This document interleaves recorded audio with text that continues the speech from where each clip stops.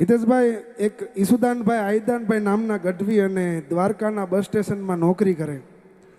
રોજ સવારે દ્વારકાધીશના દર્શને જાય, ચારણનું ખોડિયું રોજ દર્શન કરતા કરતા કરતા કરતા એક દી દ્વારિકાધીશને પૂછાઈ ગયું કે કાન તું તો અહીંયા આવતો રહ્યો પણ રાધાનું શું? અને એની કલમ હાલી કે દ્વારિકામાં જઈ કોઈ તને પૂછશે કે કાન ગોકુળમાં કોણ હતી રાધા, તો સુરે જવાબ દઈશ માતા. આગળ પ્રશ્ન પૂછે છે કે તારું તો નામ તને યાદ નહોતું, તેથી રાધાનું નામ હતું ઓઠે. ઠકરાણા પટરાણા કેટલાય હતા તોય રાધા રમતી હતી સાત કોઠે.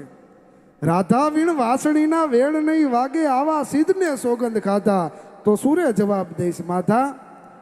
ઘડીકમાં ગોકુળ, ઘડીકમાં વનરાવન, ઘડીકમાં મથુરાના મેલ છે.